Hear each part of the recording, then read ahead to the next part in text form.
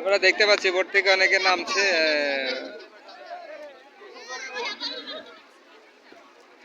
এই যে ভাই, আপনার সাথে একটু কথা বলি, কেমন লাগছে বোটে যে আসছেন? বোটে যে আসছেন কেমন লাগছে? ভালো লাগছে। হ্যাঁ, ভালো লাগছে। কেমন কেমন খরচ এটা একটু যদি বলতেন। সেটা বলতে পারতেছি না, কারণ আমার শ্বশুরে দিচ্ছে তো। ও আচ্ছা, মানে শ্বশুরে দিয়েছে, আপনি ঘুরছেন এই তো? জি। এটা হাতে নিয়ে বলেন, মানে আমরা একজন পেয়ে গেলাম যে শ্বশুরে তাকে নিয়ে এসেছে, সে ঘুরছে। তো আপনি শাশুড়ি আসেনি? জি, অবশ্যই আসছে। ও আচ্ছা, শাশুড়ি এসেছে আর সাথে আমার ওয়াইফ আসছে। ওয়াইফও প্লাস এসেছে ওনাদের ফ্যামিলি থেকে সবাই ফ্যামিলি আসছে থেকে। তো মোটামুটি। ওনার আমার আসলে বোন কপাল অনেক ভালো যে আমরা দেখতে পেলাম বোটের মধ্যে, সমুদ্রের মধ্যে নামছে, এখানে বোটের থেকে ঘুরে এসেছে এবং শ্বশুরে নিয়ে এসেছে তার জামাইকে, তারা এখানে ঘুরেছে, এখানে বোটে এসেছে। ভয় লাগে না যদি ডুবে যেত কি করতে? ভয় ধরেন কিছু ডুবে আগে গেছে, ধরেন ডুবে গেছে, তখন কি করতেন? সাঁতার জানি এই জন্য চেষ্টা করতাম পারে আসার আচ্ছা, জন্য। তো কাকে আগে উদ্ধার করতে? কাকে উদ্ধার করতে? যতটুকু পসিবিলিটি মনে করেন যে হাতের কাছে থাকবে আগে তাকে উদ্ধার করা উচিত।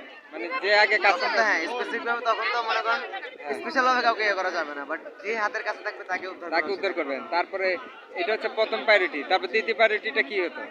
দ্বিতীয় বাড়িটি হচ্ছে আশেপাশের মানুষজন থেকে সাহায্য সহযোগিতা। সহযোগিতা। আর তারপরে হাতের কাছের পরে তারপরে কাকে খুঁজতেন আপনি পানির মধ্যে? পানির পানির মধ্যে মধ্যে কাকে খুঁজবে, যাকে হাতের কাছে পাবো তাকে না দিয়ে নিবে। সেটা, এখন তারপরে এটাই- মানে তারপরেও আপনি মানে কাছের কাউকে কি খুঁজতেন, মানে পরিচিতর মধ্যে কাকে খুঁজতেন? অবশ্যই নিজের ওয়াইফকে খুঁজতাম। আপনার ওয়াইফকে খুঁজতেন? জি। মানে প্রথমে উনি হাতের কাছে যাকে পেত তাকে খুঁজতো, তাকে উদ্ধার করার জন্য। তারপরে উনি খুঁজতো ওনার ওয়াইফকে খুঁজতেন। ওয়াইফের পরে কাকে খুঁজতেন?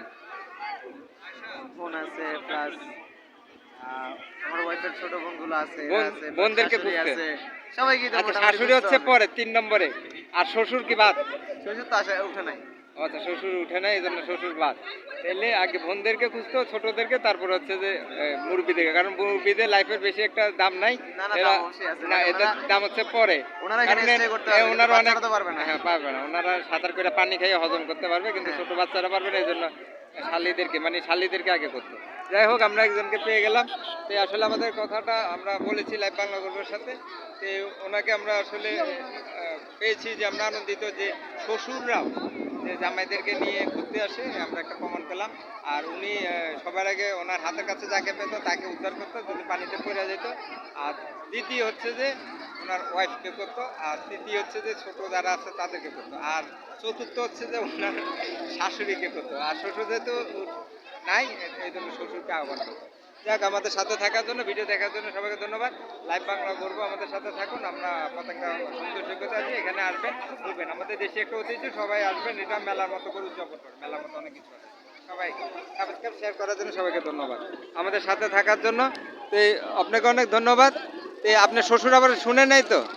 সমস্যা নেই, শ্বশুর দূরে আছে, শুনে নেই। তবে উনি সবার আগে যাকে কাছে পেত তাকে আগে উদ্ধার করতো। এখন উনি একা হয়ে গেছে, দেখেন ওনার পাশে এখন কেউই নেই। এখন ওনার পাশে কেউ নেই, উনি একা হয়ে গেছে, ওনাকে বিদায় দিয়ে দিলাম। আমাদের সাথে থাকুন, লাইভ বাংলা করবো, সাবস্ক্রাইব করে সাথে থাকবেন। সবাইকে ধন্যবাদ ভিডিওটি দেখার জন্য।